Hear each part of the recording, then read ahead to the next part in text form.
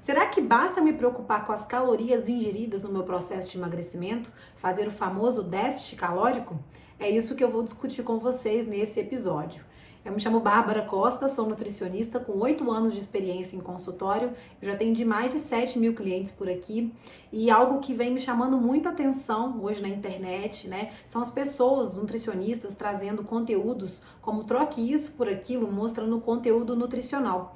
E em partes eu acho muito importante a gente trazer para o paciente que muitas vezes a gente tem alimentos que podem fazer parte de um contexto nutricional, mas na verdade o que me traz um pouco de incômodo são as pessoas olharem somente pela caloria do alimento. Quando a gente fala em um processo de emagrecimento, a gente está falando sim de déficit calórico, por isso que o mais importante é a gente contabilizar as calorias para que o nosso organismo ele possa fazer o déficit e consequentemente gerar esse emagrecimento. Porém, o emagrecimento vai muito além disso, né? O emagrecimento ele tem a ver com a bioquímica do organismo, ele tem a ver com a fisiologia do organismo.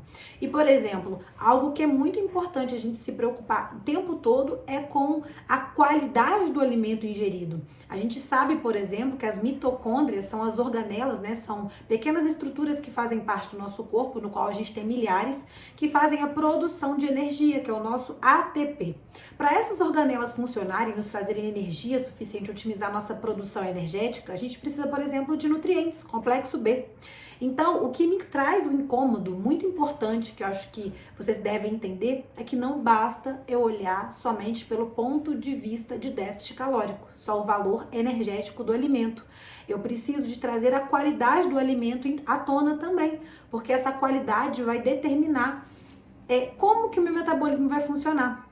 E aí, pessoal, quando a gente se preocupa somente com o déficit, a gente esquece do poder que o alimento ele pode estar em estruturar positivamente o nosso metabolismo ou não, né? Por isso que é algo que às vezes eu escuto aqui no consultório, Bárbara, Coca Zero pode?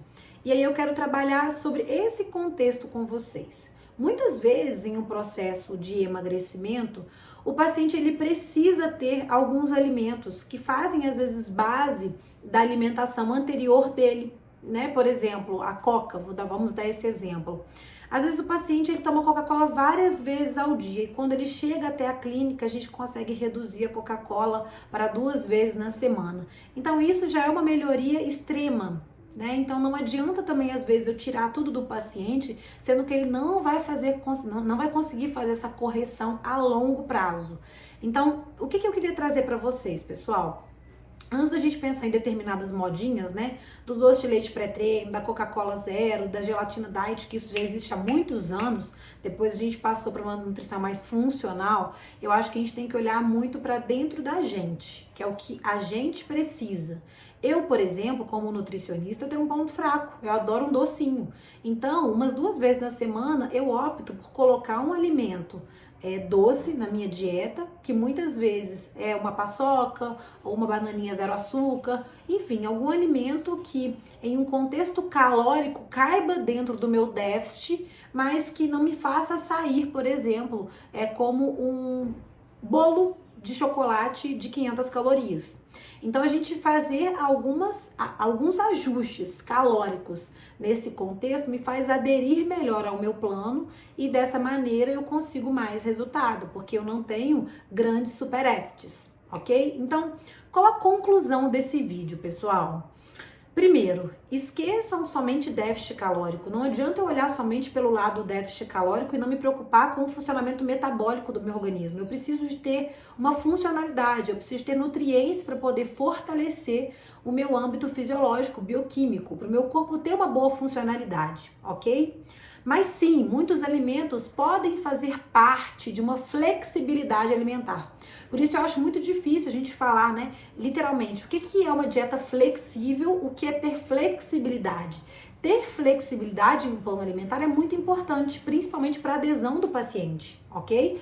Mas fazer uma dieta extremamente flexível, focando somente em déficit calórico, é um erro grotesco.